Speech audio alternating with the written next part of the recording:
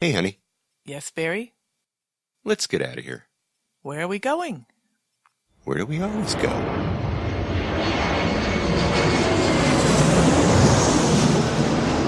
Fascina el viento, este ritmo de palmas, sin mi naturaleza, hasta encontrar la playa.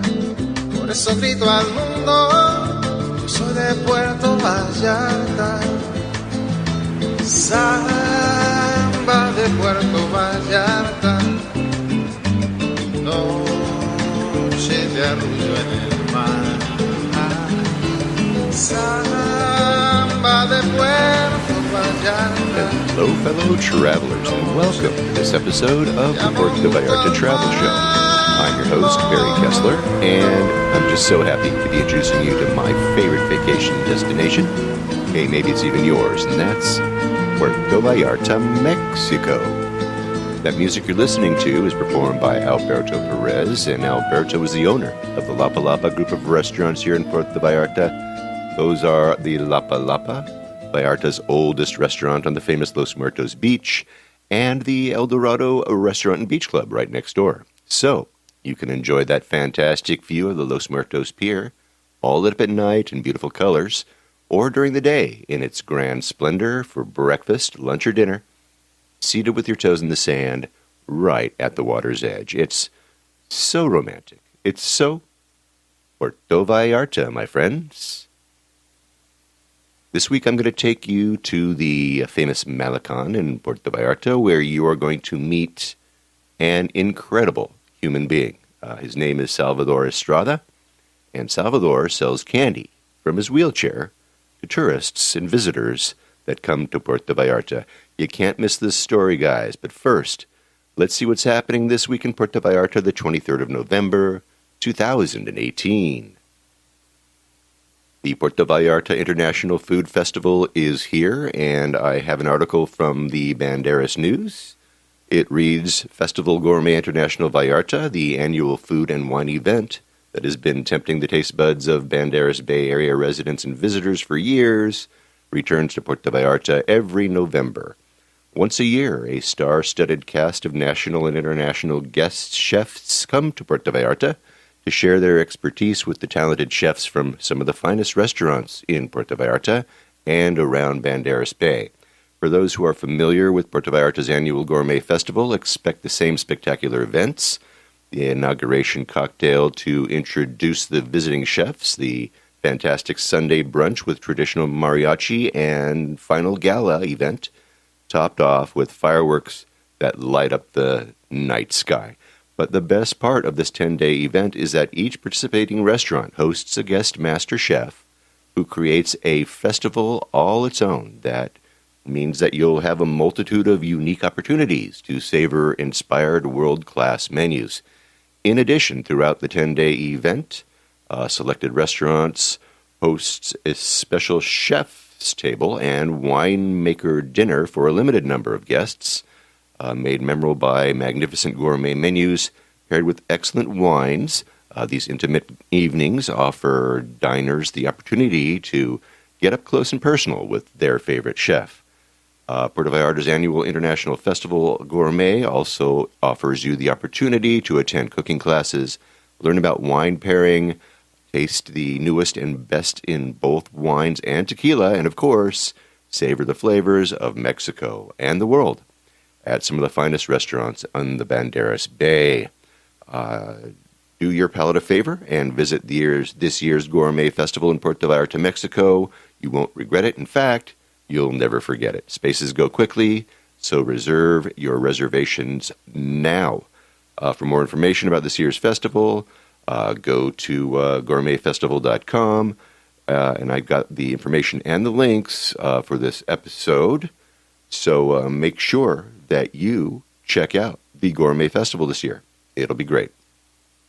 Now, I'm very excited. Tickets are purchased. The Airbnb has been reserved, and I will be in Puerto Vallarta from January the 6th through the 16th, or even, maybe even longer. It all depends on what's going on. But if you're in town during those 10 days, I'm planning some meet and greets over at Kelly's Por Favor, of course, and there'll be an open mic event, of course, at Cuatisicuetes. So in the coming weeks, I'm going to be giving you details as we approach that January date. And it's going to be kind of fun because this time, at least for the first 6 days of the trip, my wife is going to be there. How about that? Yay! And my twin brother Gary and his wife Jill will be there. One of my best friends, Jose, and his wife will be there as well. I found this really sweet 3-bedroom condo with king-size beds right on Playa Conchas Chinas.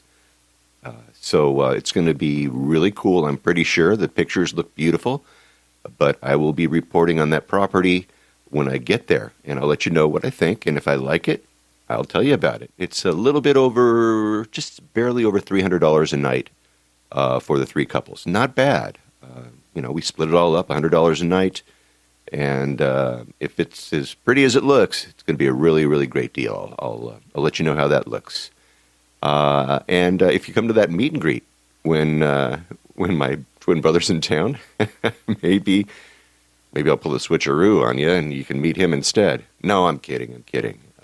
I won't do that to you. But, when we were in junior high school and in high school, we used to switch classes.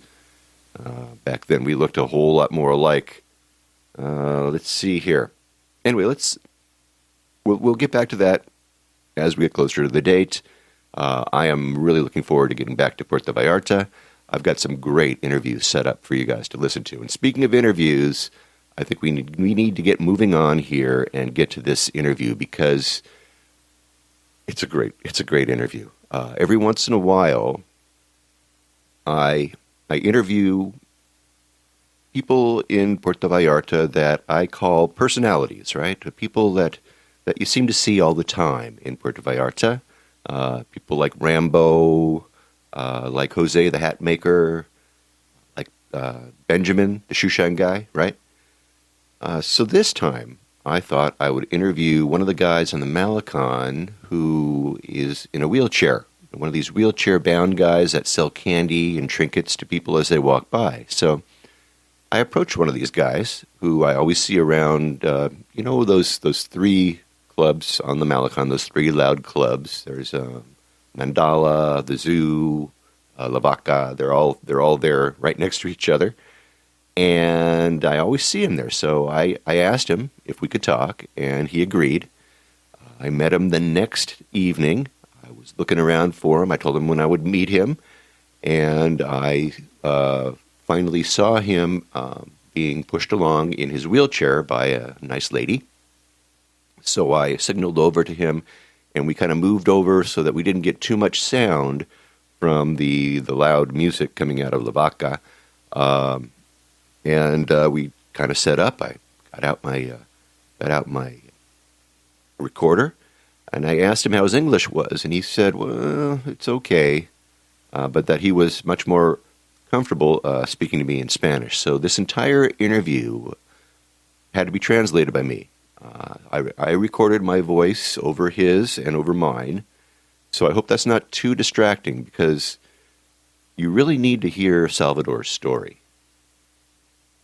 You never know what you're going to get when you strike up a conversation.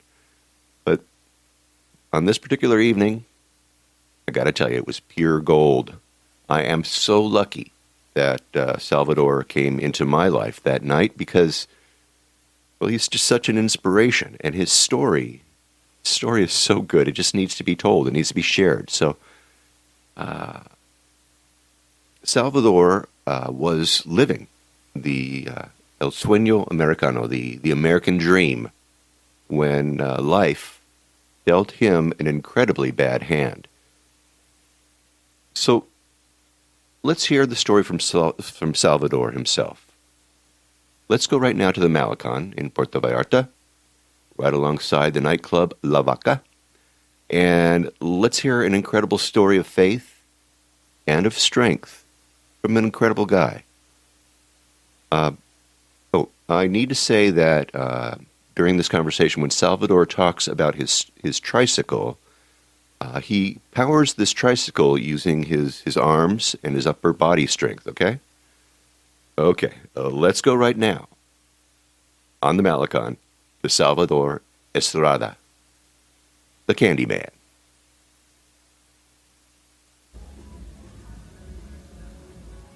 Salvador, thank you for talking with me. No problem. Tell me, where are you from? I'm from Puerto Vallarta. And what are you doing here on the Malecon? I am selling sweets right here in this part of the Malecon. I start here working from 1 o'clock in the afternoon until 12 o'clock, and then if there's lots of tourism, until 5 o'clock in the morning. And when the people come from the clubs, these great big clubs, they're buying because they're hungry or something like that, right? Oh, yeah. What happens is that when they want to look good for their girlfriend, they'll want to buy some chewing gum to take the alcohol off their breath, and then maybe they'll buy a chocolate gift for their girlfriend, and I'm here to sell you something. Okay. You've got a pretty big variety. Tell us what you have. There's a lot of variety here. It's like chewing gum, clarets, M&Ms, Halls, candy, tamarind chocolates, pelones, Japanese peanuts, a big variety. Yeah, and you sell cigarettes too? Oh, yeah. Those are the most important selling cigarettes. It's a big part of my business. You have lighters too? Lighters, yeah, but there's many varieties of cigarettes, flavors. I don't smoke, but they say that cherry's good, and there's mango, and mango with peach, and cherry, cucumber, different, mint. And so you sell them single? Oh, yeah, single. They're known as suertos at night. I sell them at night. So instead of a whole pack, you just sell one. Oh, yeah. There's all different kinds of flavors. Selling loose cigarettes, it's what sells the most at night. It's good. It takes a long time for you to want just one, and the only one, in fact, with many different flavors. Sometimes they grab one of each. It's better when they buy one at a time, better for my business. Well, how many years have you been selling here? Oh, I've been selling here on the boardwalk for 24 years. Well, 24 years? You're selling on the Malecon. Do you need a permit to sell here? Yes, a permit. But when I first started selling here, there were no permits necessary. And then came, the regulations, the authorities came along. And so, anyway, over a year or two period, you're earning the respect of them because, and then they know that you're not a big problem person, that you like to work. You're not using alcohol, you're not taking drugs, and then you're given the opportunity so you can live, you can survive. They gave me options because there's support for people with disabilities, but I told them that I didn't want the support, so they gave me permission to work, and I need to work. Well, it's okay, I don't want the support. Does it cost for the permit? No. It's support for people with disabilities, so there's no cost. But you must respect the places on the permit. There are clauses that say that you can and can't be here or there, and if you violate the clauses, they take away your permission. If they see that you don't respect the clauses, In the permit, then they call it to your attention. I like to respect them, and they say, if you're not respecting, if you're not a person with problems, then you're okay. Okay. For your whole life, you can't walk? Oh, no, I could walk. But I had an accident. It happened to me when I was 19 years old. I'll tell you it was an accident, but, I was living the American dream. I was a victim of a shooting in the United States. A person, I don't want to sound like a racist, but it was a black guy who assaulted me. He robbed me. He said, "Give me your money." I gave him the money, but he shot me anyway. And so there I was, lifted at 19 years of age. It's a strange story. It's very long. I've got family. I had a wife and a boy, 6 months old at the time when I was shot. And anyway, I was in the hospital for some time, and the doctors were preparing me psychologically for the news that hey, your partner is going to leave you. Your wife is, because of your disability, she can't handle it. So. Anyway, then my wife came and she tried to convince me, I had family in Puerto Vallarta, that they would be better to take care of me. So we came here, and then, she left me and left for the United States, taking my son. And wow, what could I do? I stayed here. So what could I do? Well, anyway, my life was very, very different. When I got back with my family here, I didn't feel very comfortable because, I was good before. I could walk, but, now it was like I was like this. And so I wanted to disappear from my family. So I went to Mexico City. When I arrived in Mexico City, I arrived at a church, the Basilica of Guadalupe. I arrived at night. And I decided that I wanted to go there and live in the streets. And a friend said, no, you don't want to do that. Don't move. There are people who can help you.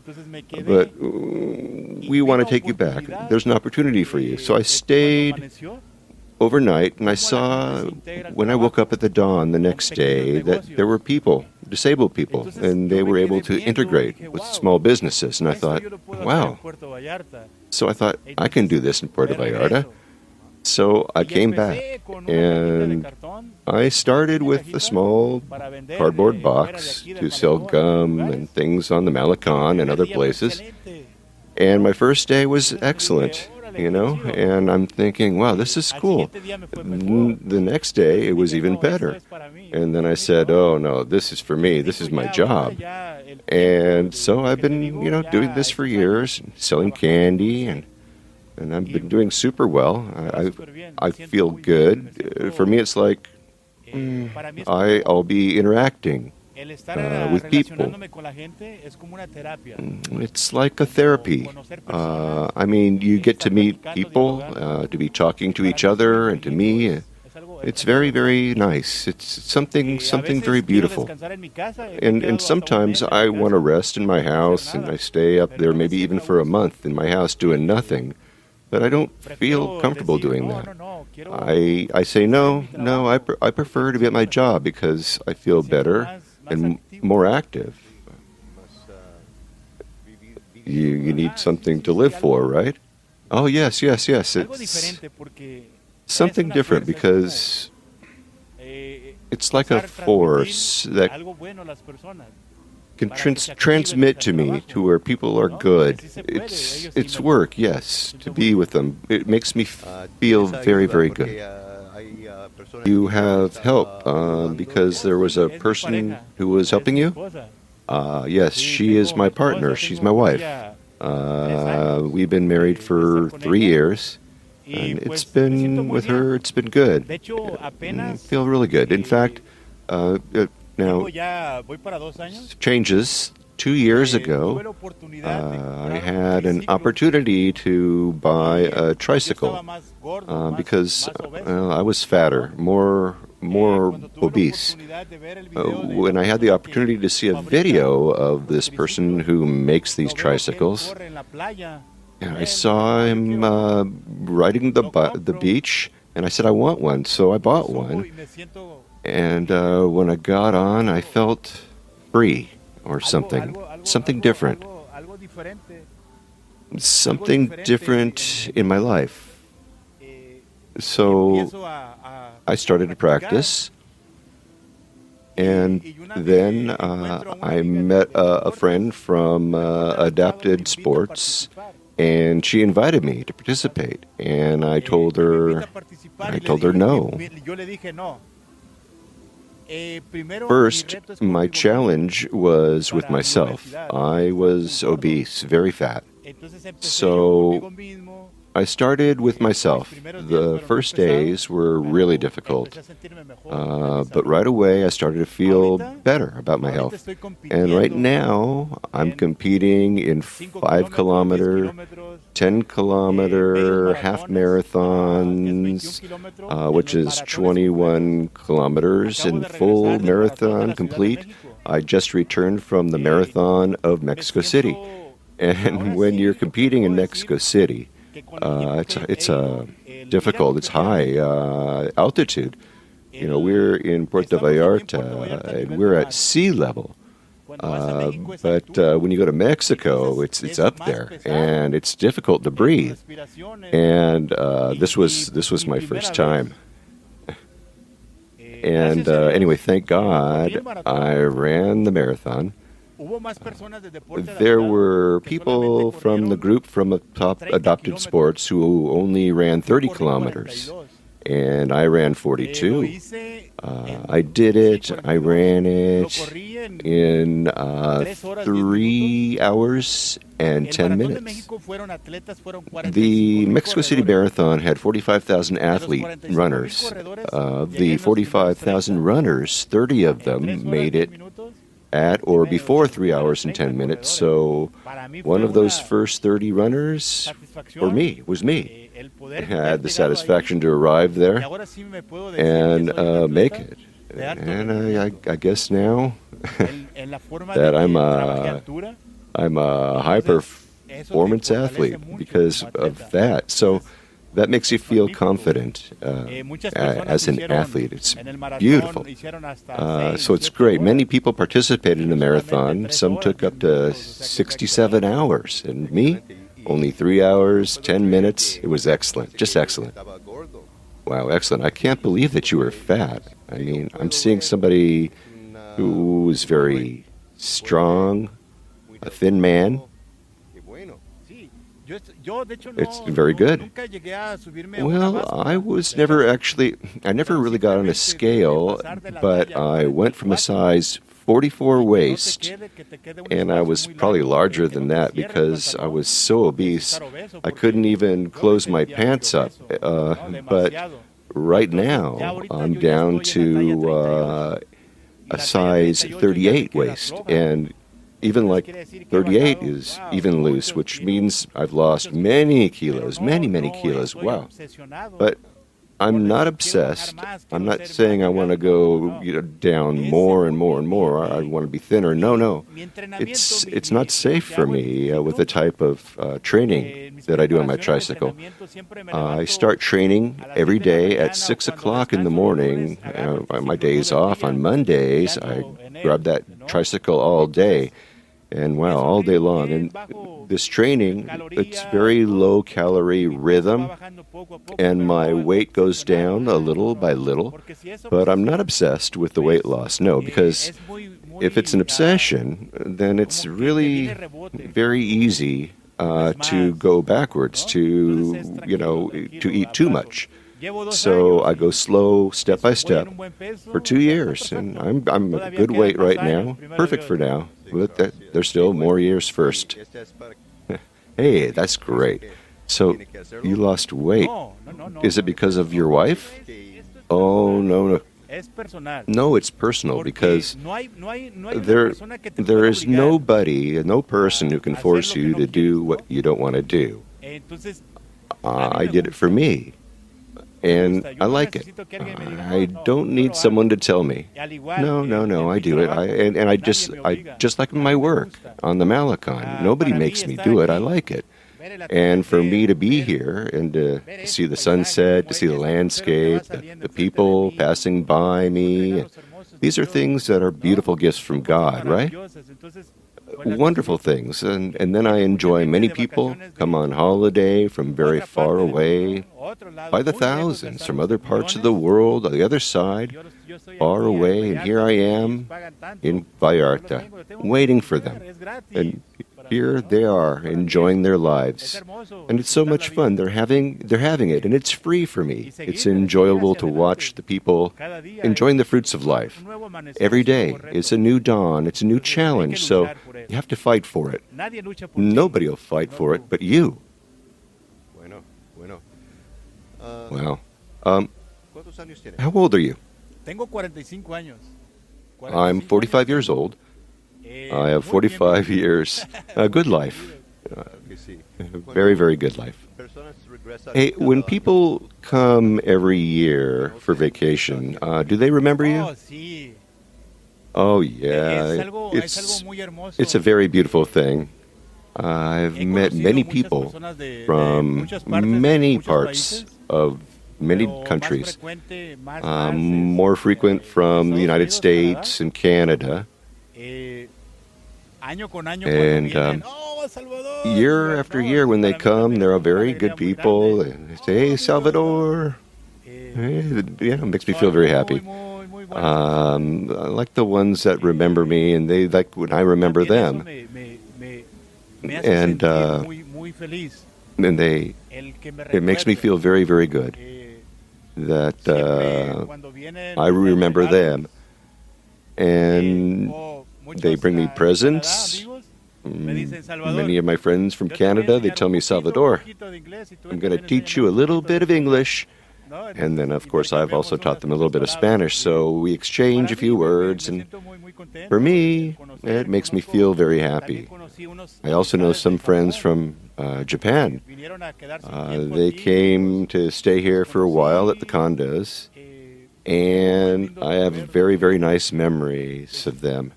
For me, it's very beautiful. Having that contact with them, that speaks well for me. And, they think, yeah, you're doing well. You're not using alcohol. You're not using drugs. Well, it's those people that they remember you when they visit you. And it's because, well, you're something nice for them. It's something that says, Salvador, you're a good person.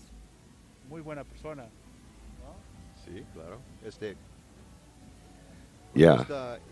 So when you're in Valljarta, it's hard to get around in the streets because of the cobblestones. Are you having problems with that in your wheelchair? Different parts? Well, for 10 years ago, it was very difficult for people with disabilities, also for the elderly people, because Valljarta has high sidewalks. It's hard to climb and then walk and then fall down. Very difficult. And then there's no accessibility.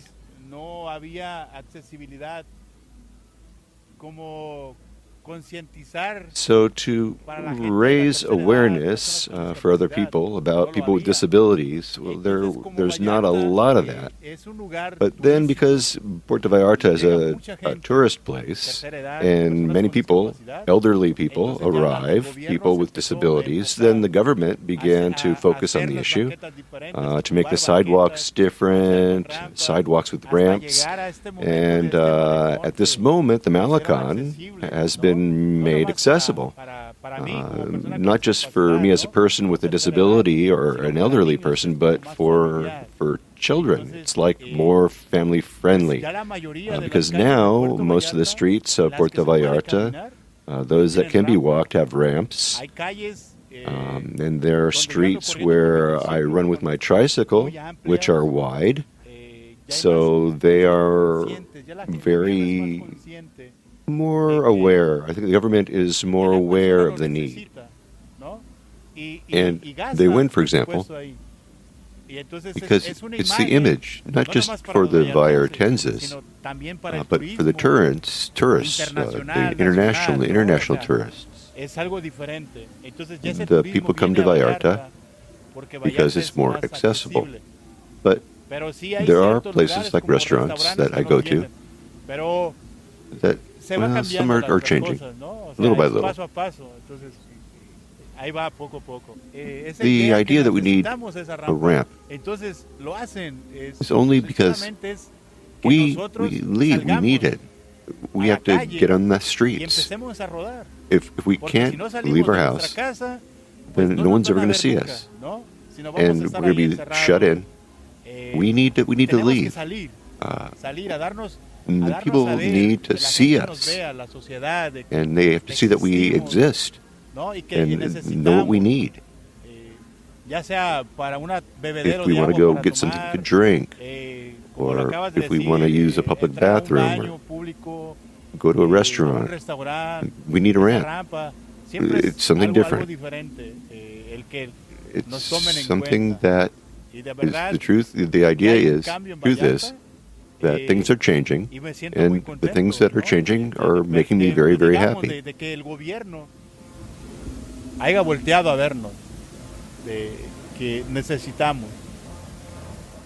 If somebody wants to find you, where will they look?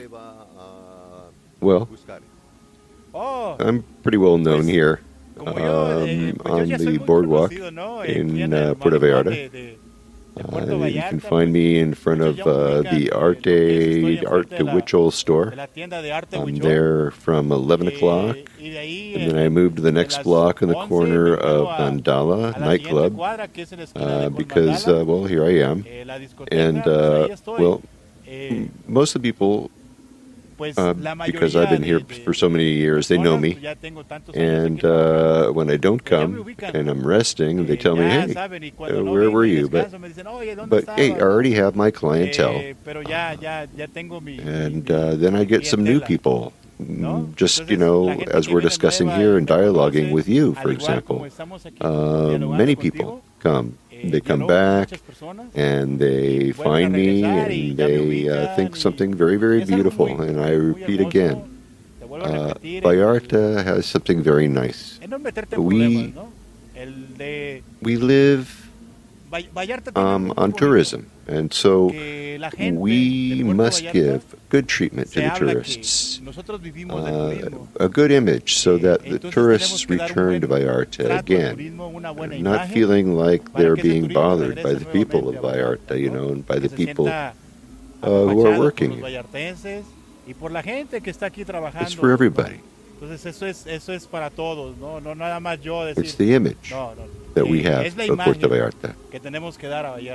You have a Facebook page? No, I don't have a page. Only I have is my phone number and my WhatsApp, but I haven't got much Facebook because it doesn't work very well with my job. When I'm working, I need to focus on my job, not with the phone. I need to be present in front of the people that are, crossing in front of me. I watch them walk by, enjoy the moments, not being lost in technology, not like many people, that aren't there. It's really important.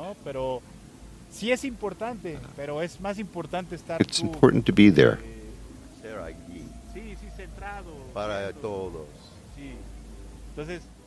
If I'm on the telephone, I can't be with my friends. They might pass by and they're saying, you're too busy. Or they might not come by and buy something because you aren't present. There's people, it's important when they pass me and they said, hey friend, or, hey Americans, buy some chewing gum, So it's best not to be really involved in technology. I think that's a great idea. I'm going to take your picture here, and I'm going to put this episode up on my show and on the blog post. And I want to thank you for taking the time and talking with me and my listeners. I appreciate it.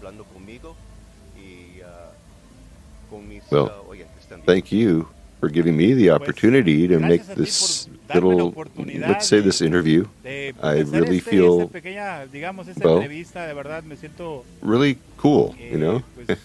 I'm sorry for the word because I feel cool, you know? And then thanks for everyone for listening and great blessings forever, and thank you so much. And from the whole group here on the Malecon, God bless you. We're here on the boardwalk of Puerto Vallarta, the candy man, Salvador. Muchísimas gracias, amigo. Qué bueno.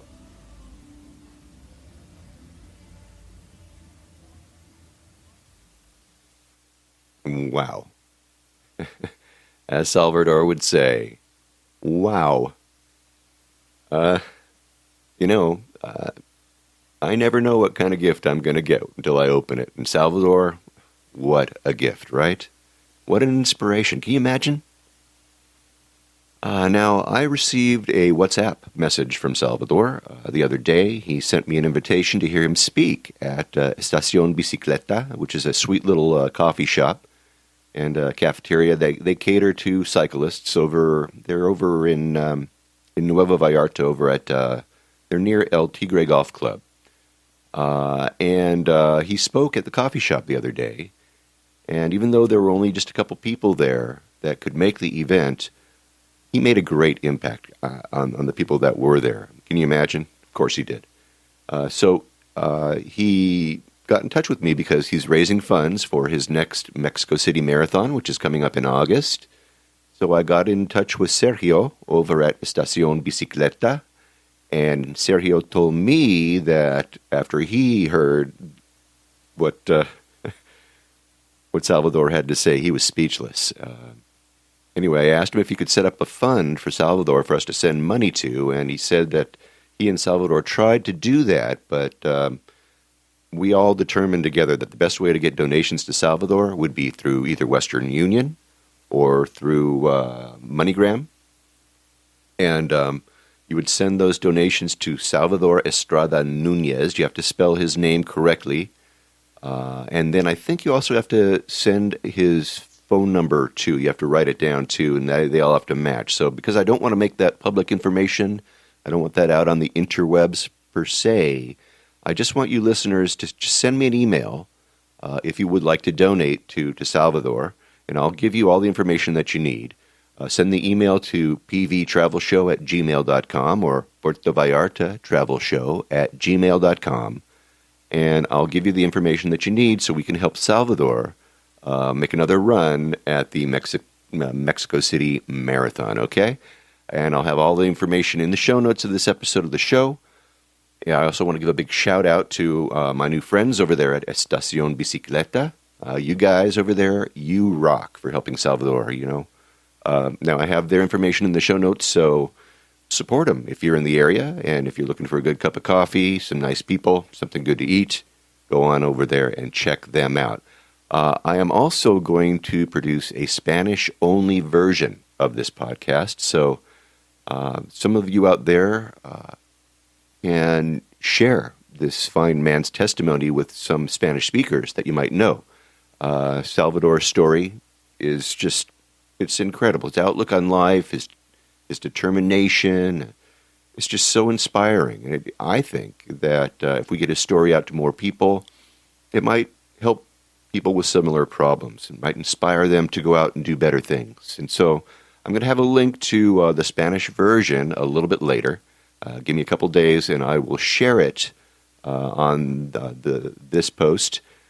And I'll also share it on the Puerto Vallarta Travel Show's Facebook page as well. So if you want to get a heads up as to when it's available, just make sure that you go over to Facebook and like my page, Puerto Vallarta Travel Show page, and you will most likely be notified when that comes out. And I'll try to announce it next week, and I'll put a link to it in that show as well. So thanks for sharing all that in advance with your Spanish-speaking friends. And gosh, I wish him the best of luck, and do what you can to help him out, okay? All right. that should do it for this week. Next week, stay tuned for more on-the-ground reports from Puerto Vallarta, Mexico, with travel tips, great restaurant and excursion ideas, and more. But until then, remember, this is an interactive show where I depend on your questions and your suggestions about all things Puerto Vallarta. If you think of something that I should be talking about, then please reach out to me by clicking on the Contact Us tab and sending us your message. And remember, if you're considering booking any type of tour while you're in Puerto Vallarta, well, you must go to valljartainfo.com. That's our buddy JR's website, and reserve your tour through JR right from his website. Remember, it's a value-for-value proposition, my friends. JR's experience and on-the-ground knowledge of everything Puerto Vallarta in exchange for your making a purchase of a tour that you would do anyway. You're just doing it through him as a way of saying, thank you. Thanks for being our guide. It costs no more than if you're going to use someone else. So just do it, really. And when you do take one of those tours, email me about your experiences. Maybe you can come on board and share with others what you liked or didn't like about the tour.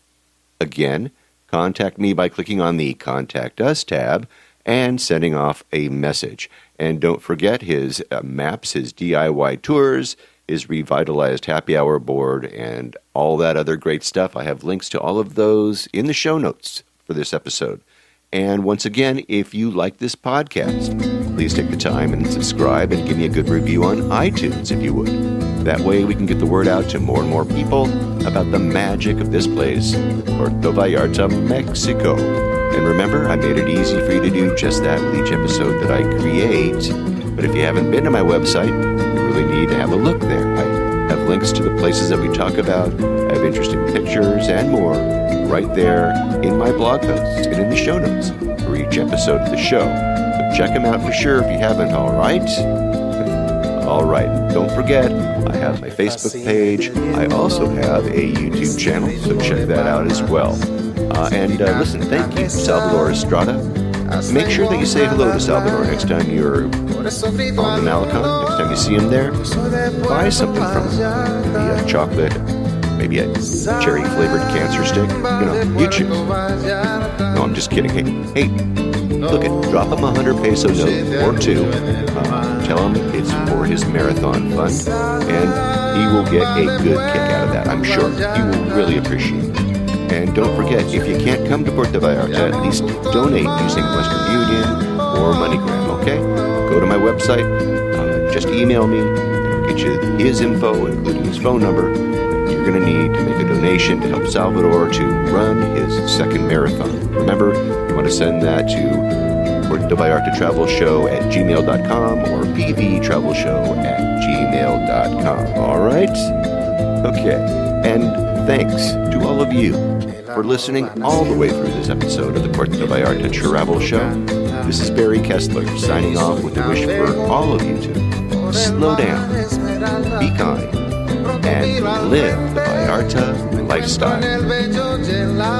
Nos vemos, amigos. Samba de Puerto Vallarta, noche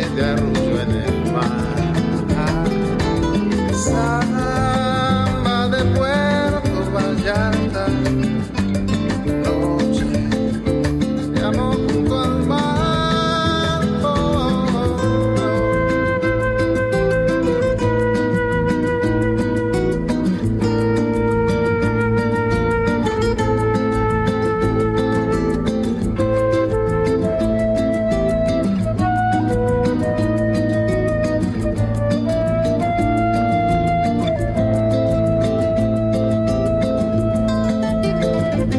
Solo camino eterno por la playa, me encuentro junto al río cuando todo está en calma.